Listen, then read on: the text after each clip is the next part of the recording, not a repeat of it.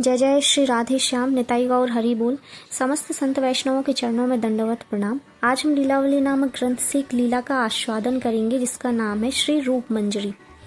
लीला इस तरह है। प्रातःकाल जागरण के उपरांत स्नान कुंज में जाते समय श्री प्रिया जी ने विशाखा जी को बुलाया और उनसे कहा, विशाखे, तुमको और चित्रा को मिलकर एक कार्य करना है। स्नान के उपरांत सामान्य परिधान धारण करके श्री प्रियतम श्रृंगार के लिए मेरे श्रृंगार कुंज में पधारेंगे। तुमको और चित्रा को मिलकर श्री प्रियतम का श्रृंगार मुझ जैसा करना है। ऐसा करना है कि वे साक्षात राधा ही लगे। मेरा श्रृंगार भी ऐसा ही हो। मैं राधा तथा साक्षात राधा स्वरूप श्री प्रियतम हम दोनों सभी मंजरियों सहचरियों से पूछेंगी कि बताओ हम में से कौन राधा है और कौन प्रियतम। प्रियतम का श्रृंगार इतना श्रेष्ठ करना कि कोई सहज पहचान ही ना सके। विशाखा जी ने सहर्ष सम्मति में मस्तक झुका दिया। फिर ऐसा ही हुआ। स्नान के उपरांत श्री प्रियतम का श्री विशाखा जी ने और चित्रा जी ने दोनों ने मिलकर अति सुंदर श्रृंगार किया। केसर चंदन के उपयोग से श्याम वर्ण पूर्णतः आच्छादित हो गया। बड़ी सुंदर बेणी गूंथी गई। भाल पर अरुण बेंदी और मांग में सिंदूरी रेखा की शोभा न्यारी ही थी। नथ और बेसर ने गौर वर्ण की शोभा में और निखार ला दिया। दोनों कानों में कर्णफूल वैसे ही थे जैसे श्री राधा जी के। हाथों में बाजूबंद, चूड़ियाँ, अंगुलियों में अंगूठियाँ और कटी में करधनी, चरणों में पायल और चरणों की अंगुलियों में बिछिया। सभी यथा स्थान सुशोभित थे। कंचुकी, घाघरा, ओढ़नी आदि को धारण करवाकर श्री विशाखा जी ने प्रियतम को ले जाकर श्री प्रिया जी के सामने खड़ा किया और प्रिया जी से ही पूछा, क्या तुम पहचान पा रही हो? श्री प्रिया जी ने कहा, स्वयं मुझको ही भ्रम हो रहा है कि प्रिया मैं हूँ अथवा ये। श्री प्रियतम का श्रृंगार साक्षात राधा स्वरूप में ही होगा, यह किसी को ज्ञात नहीं था। श्रृंगार के उपरांत श्रृंगार भोग होता है। सखियों मंजरियों ने श्रृंगार भोग की सारी तैयारियां कर रखी थी।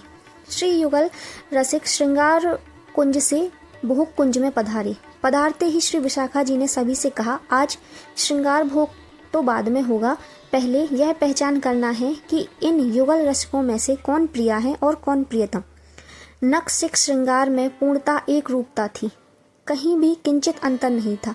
यदि कुछ भी अंतर होता या झलकता तब श्री चित्रा जी के और विशाखा जी के श्रृंगार की विशिष्टता ही कहाँ रहती। श्रृंगार धारण करवाने में श्री विशाखा जी और चित्रा जी अति कुशल हैं। उस कुशलता का ही आज यह चमत्कार था कि ललिता, विशाखा और श्री चित्रा जी को छोड़कर अन्य कोई भी निर्णय कर सकने में विवश थी कि कौन प्रिया है और कौन प्रियतम।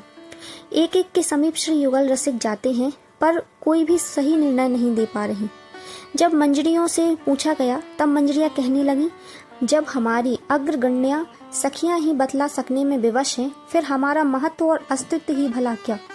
मंजरियों में रूप मंजरी ने श्री ललिता जी से कहा, अति धीरे से पहचान करने का एक अवसर मुझे भी प्रदान किया जाए। श्री ललिता जी ने त्वरा पूर्वक प्रसन्न स्वर में कहा, अवश्य अवश्य। और श्री रूप मंजरी को साथ लेकर श्री ललिता जी युगल रसिकों के समीप गईं। श्री रूप मंजरी ने विनम्रता पूर्वक अनुरोध किया, मैं जैसे जैसे कहूँ वैसे वैसे करना होगा। यदि सही बतला दिया तो मुझे पुरस्कार भी मिलना चाहिए। श्री ललिता जी, विशाखा जी और श्री चित्रा जी सहित श्री युगल रसिकों को यह अनुरोध स्वीकार था। अनुरोध की स्वीकृति होते ही श्री रूप मंजरी ने श्री युगल रसिकों से अपने पीछे पीछे आने के लिए प्रार्थना की। भोग कुंज में एक सिंहासन था। उस सिंहासन पर श्री रूप मंजरी ने युगल रसिकों में से एक का करपल्लव पकड़कर एक ओर और दूसरे का करपल्लव पकड़कर दूसरी ओर बैठा दिया। बैठाकर उसने प्रणाम किया और मुस्कुराते हुए कहा, मुझे मेरा मनचाहा पुरस्कार मिलना चाहिए। श्री ललिता जी ने तुरंत टोका और कुछ छिड़कते हुए कहा, तुमने यह कहाँ बतलाया कि श्री प्रिया जी कौन है और प्रियतम कौन, और बतलाने के पहले ही तुम पुरस्कार मांगने लगी। श्री रूप मंजरी ने मंद स्वर में मुस्कुराते हुए कहा, क्या अब भी कुछ बतलाना शेष रह गया है? मैंने रहस्य खोल तो दिया। विशाखा जी बोल पड़ी, अरे तू बड़ी रहस्य भरी बात बोल रही है। तूने क्या रहस्य खोला तनिक हम भी तो जाने। श्री रूप मंजरी विनम्रता पूर्वक शीश झुकाकर धीरे धीरे कहना आरंभ करती हैं। किसी भी सिंहासन पर विराजते समय श्री प्रिया और प्रियतम दोनों में से कौन वाम भाग में और कौन दक्षिण भाग में विराजते हैं। जिस रीति से विराजित होते हैं उसी रीति से अब भी विराज रहे हैं। इससे अधिक मैं क्या निवेदन कर सकती हूँ। सिंहासन पर विराजने की रीति ही संकेत दे रही है कि कौन प्रिया है और कौन प्रियतम। श्री रूप मंजरी की बात सुनते ही अब रहस्य नहीं रह गया। सभी उल्लासित स्वर में बोल पड़ी, श्री प्रिया प्रियतम की जय हो, अनोखे श्रृंगार की जय हो।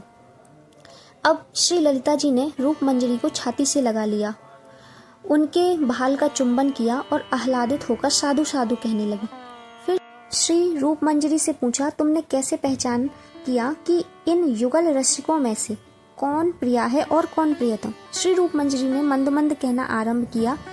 सभी के कान श्री रूप मंजरी की ओर लगे थे। श्री ललिता जी ने वही बात पूछी थी जो सबके मन में उमड़ रही थी। श्री रूप मंजरी ने कहा, कहते संकोच तो लग रहा था पर परिस्थितिवश कहना ही पड़ेगा। उन्होंने कहा कि अब इसको छुपाने में कोई लाभ नहीं। श्री रूप मंजरी जी कहती हैं, श्री प्रिया जी की नासिका की रचना सीमातीत रूप से सुघर है और निकुंज में सभी सखियां, सभी मंजरियां अति सुंदर हैं। श्री प्रिया प्रियतम के निकुंज राज्य में असुंदरता का अस्तित्व ही नहीं। सभी की सभी अति सुंदर हैं, परंतु श्री प्रिया जी की बात सर्वदा निराली है। उनकी सुदीर्घ और सुडोल नासिका की सुघरता की कोई भी तुलना नहीं की जा सकती। मैं जब जब किसी सेवा कार्य से श्री प्रिया प्रियतम के पास जाया करती थी तब तब उनके रूप सौंदर्य को देख देख कर अघाती ही नहीं थी, परंतु मैं अत्यधिक विलुब्ध थी नासिका की सुघरता। मैं सदा सर्वदा विमुग्ध नयनों से नासिका की ओर निहारती रहती थी। नासिका की उस सुघरता के आधार पर ही मेरे मन ने निश्चय किया कि ये प्रिया है और ये प्रियतम।